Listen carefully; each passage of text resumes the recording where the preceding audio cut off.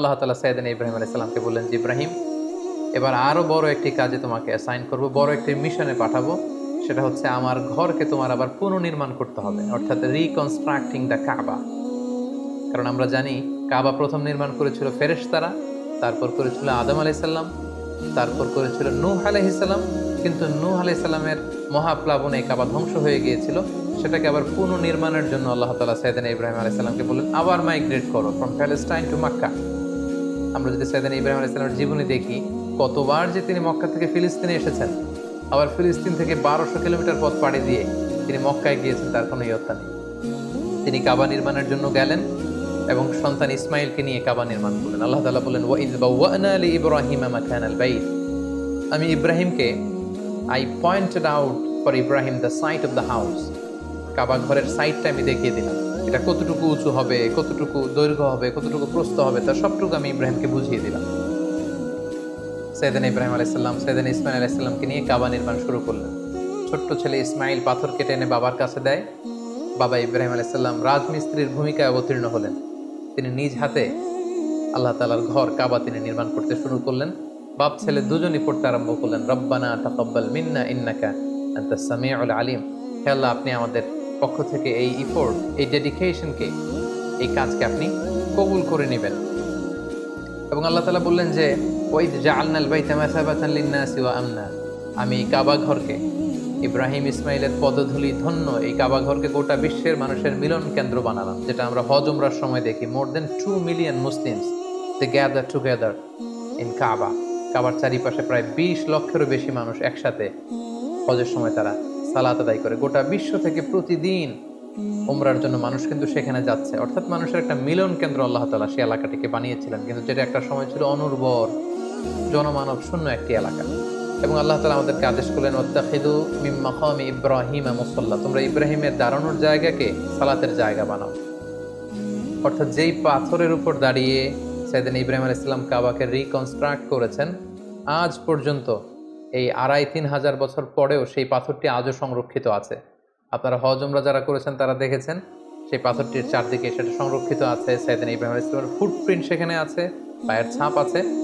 এবং সেটাকে সামনে রেখে টু দ্য ডাইরেকশন অফ কাবা সালাত পড়াকে আল্লাহ তাআলা আমাদের জন্য অবধারিত করেছেন, তিনি আমাদেরকে আদেশ করেছেন। এবং সাইয়েদনা ইব্রাহিম এবং ইসমাইলকে বলেছেন, তোমরা কাবা ঘরকে পরিচ্ছন্ন করো, ঝাড়ু দাও। সাইয়েদনা ইব্রাহিম আলাইহিস সালাম সফলতার সাথে কাবা পুনর্নির্মাণের এই মিশনটাও সম্পন্ন করলেন। সম্পন্ন করে তিনি কায়মনোবাক্যে আল্লাহ তাআলার কাছে একটা দোয়া করেছিলেন, ঐতিহাসিক দোয়া। তিনি বলেছিলেন, রব্বানা ওয়াবআথ ফীহিম রাসূলান। হে আল্লাহ, এই মক্কায় আপনি একজন রসুল পাঠাবেন, ইয়াতলু আলাইহিম আয়াতিক, যে আপনার আয়াত তেলাওয়াত করবে, ওয়া ইউআল্লিমুহুমুল কিতাবা ওয়াল হিকমা, এবং এই এলাকাবাসীদেরকে তিনি আপনার কিতাব শিক্ষা দিবে, সুন্নাহ শিক্ষা দিবে, ওয়া ইউযাক্কিহিম, তাদেরকে পরিচ্ছন্ন করবে, ইন্নাকা আনতাল আজিজুল হাকিম, আপনি মহাপরাক্রমশালী, আপনি প্রজ্ঞাময়। এই বরকতপূর্ণ দোয়ার বদৌলতে বেসিক্যালি আল্লাহ তাআলা আখিরি জামানার পয়গম্বর বিশ্বনবী মুহাম্মদ রাসূলুল্লাহ সাল্লাল্লাহু আলাইহি সাল্লামকে প্রায় 2500 বছর পরে মক্কায় শেষ নবীর আগমন ঘটে। এবং আল্লাহ রাসূল সাল্লাল্লাহু আলাইহি ওয়াসাল্লাম তিনি বলতেন, আনা দাওয়াতু আবি ইব্রাহিম, আমি হচ্ছে আমার বাবা ইব্রাহিমের দোয়ার ফসল। ওনার দোয়ার বদৌলতেই আল্লাহ তাআলা আমাকে এই পৃথিবীতে শেষ নবী করে পাঠিয়েছেন। একেবারে শেষ পর্যায়ে আল্লাহ তাআলা ইব্রাহিমকে বললেন যে, ইব্রাহিম, তুমি মক্কা ছেড়ে যাওয়ার আগে মক্কাতে একটি ঘোষণা দাও, ঐতিহাসিক ঘোষণা, বিগ অ্যানাউন্সমেন্ট। সেটা কিসের ঘোষণা? সেটা হচ্ছে হজের ঘোষণা। কিভাবে হজ শুরু হলো, তুমি হজের ঘোষণা দাও। সাইয়েদনা ইব্রাহিম আলাইহিস সালাম বলেন, আল্লাহ, এখানে কোনো মানুষ নেই, কোনো জনপদ নেই, কেউ নেই, আমি কার কাছে হজের ঘোষণা দেব? আল্লাহ তাআলা বললেন, তুমি শুধু ঘোষণাটা দাও, গোটা বিশ্বের মানুষের কানে এই ঘোষণা পৌঁছে দেওয়ার দায়িত্ব আমি আল্লাহ নিজে নিয়ে নিলাম। সুবহানাল্লাহি ওয়া বিহামদিহি।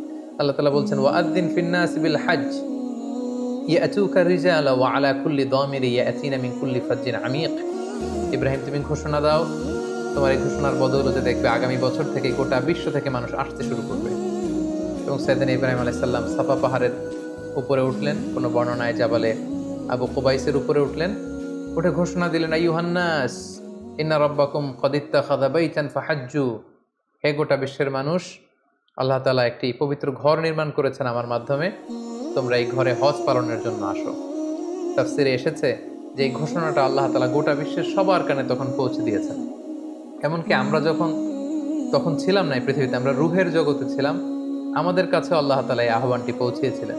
এবং রুহের জগতে আমাদের মধ্যে থেকে যারা লাব্বাইক লাব্বাইক বলে এটার আনসার আমরা করার সুযোগ পেয়েছি, তাদেরকে আল্লাহ তাআলা এই পৃথিবীতে কাবা জিয়ারতের এবং হজ পালনের সুযোগ দান করে থাকেন।